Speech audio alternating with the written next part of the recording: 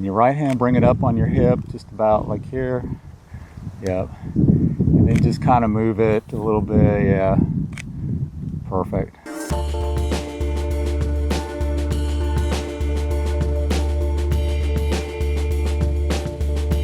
Are you ready? I am ready. So the first thing we'll do is we're just going to shoot in some of this foliage out here. I don't know if you can see the lake behind us, but the sun is directly behind us. It's about 10 a.m. in the morning, so we're getting a little bit of a late start. But then we'll get some down by the water too. So we'll see how it goes. Yay! All right. Okay, so at this point you can see a little bit of light flashing on her from my reflector. You see it right there. She's backlit with the sun, and I'm adding some light to the front of her that prevents me from having to recover so many shadows in post and gives her a little bit of pop. So here I'm showing you my flip up ND filter. When I switch between photo and go to video, I flip it down for video, and I can do that almost seamlessly. Love that. And then your right hand, bring it up on your hip, just about like here. Yep. And then just kind of move it a little bit. Yeah. Perfect. Beautiful. So here is the straight out of camera shot, and here is the Lightroom edit. Just a little contrast and saturation added.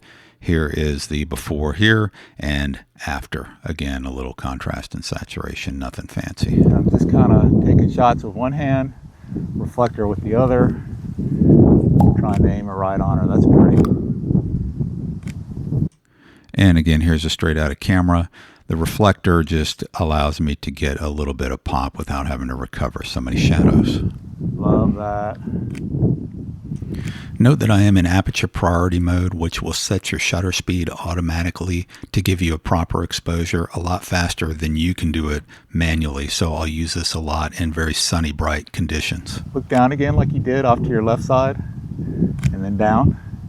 Yeah. So just based on slightly changing lighting conditions from my reflector, probably the aperture priority adjusted my shutter speed down to 1/6400 there. Won't stay in one spot all day. I wanted to try some of this over here.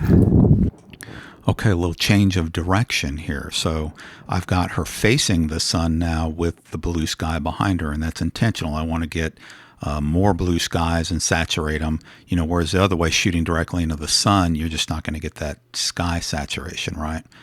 So here I'm giving her some posing tips, and then we get this shot here. Much more saturated. I saw these little bushes with the red in them. They pop with the blue and the green, and I'm able to saturate that blue sky, and it just looks really nice. So here I don't need a reflector, right? Because I've got her, the sun is my key light. The sun is my main light. And a little tip, if the sun gets too far overhead and you start getting shadows under the lashes, like those lash shadows, or under the eyes, just have the model tip her chin upward and look at the sun. She can close her eyes and you can count to 3 and take the shot. Very easy. And so now joined by Mom and Killer Pooch, and we're out. Let's talk a minute about posing. You might have heard me directing her a little earlier. I'm not the greatest pose director in the world. It's something we all need to work on a little bit more. Like if you think that maybe your technical abilities and your photography is on point, but you're struggling with posing, maybe that's what you need to focus on now, right? And that's what I'm trying to do a little bit more.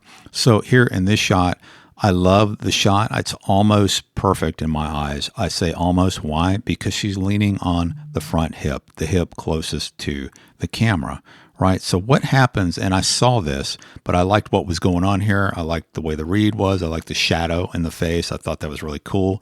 I loved everything she was doing. I even, I like the pose, but I'm thinking this could be better if we lean on the back hip, which is what I told her to do. The hip, lean on the hip further away from the camera for me. And watch, see the size of her hip here?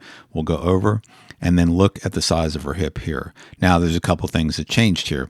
She leaned on the hip further away from the camera. That just gives her a much nicer shape here. The hip's a little smaller. It's not bulging out toward the camera, right? Like it is here. It just looks a lot nicer. The other thing that changed is my angle. I started shooting up a little bit, and that gave it another effect that I like. You might not like it. It's just preference, right? Also, one thing you notice here is this arm right here. It's covering up her back right here, so you don't get the shape of her body, her silhouette here with her arm in this pose. It's not bad, it's bent, you know. When you go here, she's brought it forward, and now I can see the shape of her figure as well. So other things to keep in mind as you pose your models.